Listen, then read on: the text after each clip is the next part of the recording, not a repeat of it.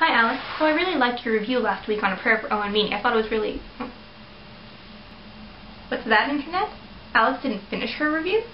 I know, I'm sorry, but it's not my fault. I had like a million assignments due last week. And it's not my fault all the books on your list are like 800 pages. Charlotte's Web is like 20 pages. And what's with the hat? This is in the 1920s.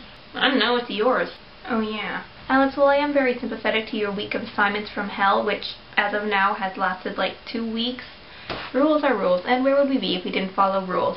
Even rules that we arbitrarily made up at 1 in the morning. For your punishment, you'll have to review A Walk to Remember by Nicholas Sparks. Thanks to Caitlin for providing the book, although Alex may not share my gratitude. Please don't make me review a Nicholas Sparks book. Please, please, please, please, please, please, please, please, please. Now before I tell you what the book is about, I'm going to tell you about a conversation I had with my mom and my brother when my brother and I were first reading the book.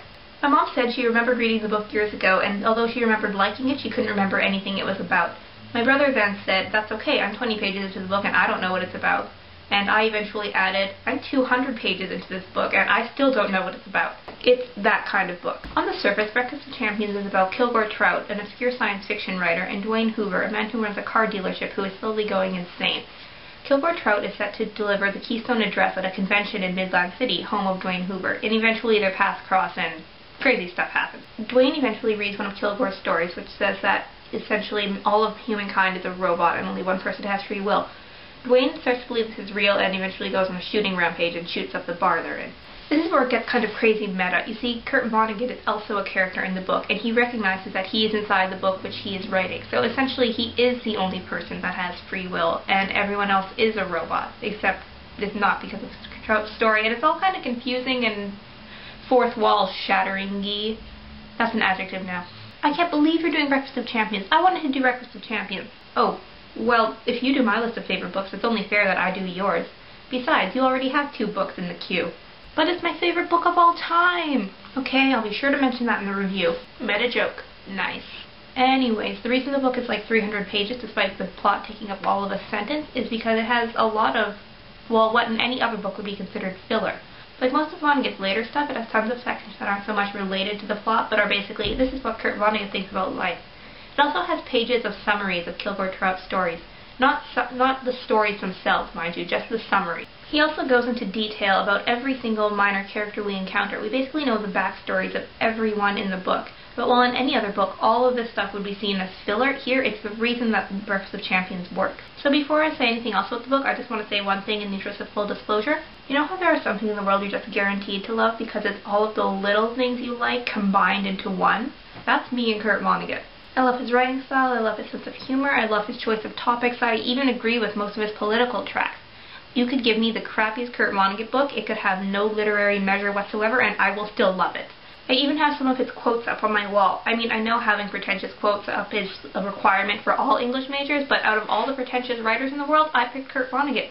So, as you've probably figured out, I love Breakfast of Champions. I mean, it's not my favorite Vonnegut book. Slaughterhouse-Five, gotta go with the classic, but it's still a really good read. I mean, I did have some problems with the book. It takes a long time to get going. I mean, Kilgore Trout doesn't even get to Midland City until like 200 pages in. I mean, this would be excusable since the book's not really about Kilgore Trout or Dwayne Hoover, but the writing isn't even really enough to support it for those 200 pages. I mean, it's good and it's witty, but that's the thing about Vonnegut's humor. It's not laugh-out-loud funny, it's like a dry chuckle. When you think back over the book, you don't think of funny moments, you think of funny lines. The humor is entirely in the narration, and that's okay. I mean, it's more than possible for a book to be hilarious relying only on that.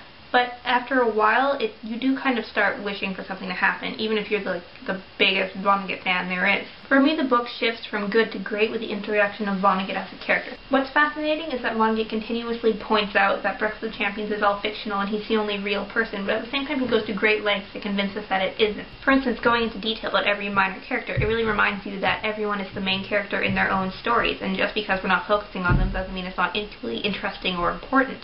And obviously that's how it is in life, but it is only through the use of what we are constantly reminded of as fiction that Vonnegut is able to make his point about reality. And this is where a lot of the humor comes from. I mean, the book is written like reality is being explained to people who have never seen it before, or aliens who have never seen what Earth was before.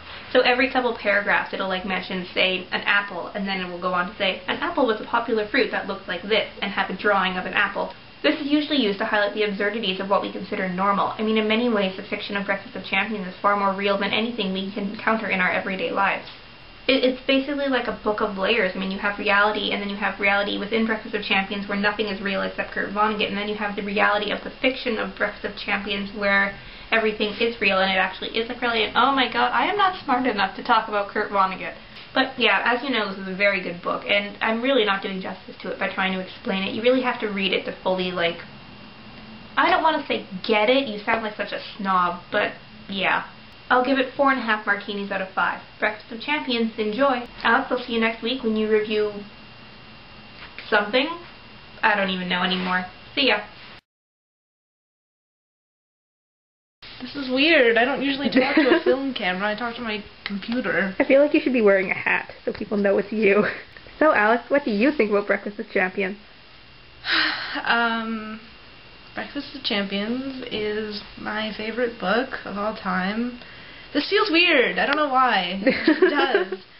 It's my favorite book of all time, probably because it's so funny. It's like one of the first books that I had read in a long time that actually made me laugh out loud while I was reading it.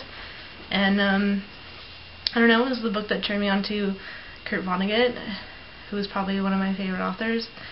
I don't know, I just like how there's so much to talk about it in it. Like the fact that like he uses pictures to like demonstrate like useless information like that we should all know. It's like he's trying to tell some like alien race about what humans are, and yet completely missing the point about the human race.